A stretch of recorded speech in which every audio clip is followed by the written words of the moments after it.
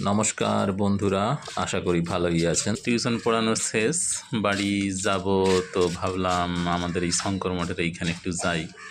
তো সাইকেলটা ঠেকিয়ে বসে আছি। আমার এই জায়গাটা খুব ভালো লাগে, শান্ত নিরিবিলি, কোনো লোকজন নাই, ভিড় ভাট্টা নাই, কি সুন্দর পরিষ্কার আকাশ, গাছপালা, আবার সামনেই মঠ তো আছেই।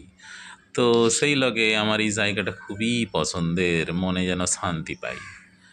কিন্তু আরও অনেকে থাকে, এবং এই বিশেষ করে এই সময়টা দুপুরের দিকে, দুপুর মানে এখন বাজে 11টা আমাদের এইখানে।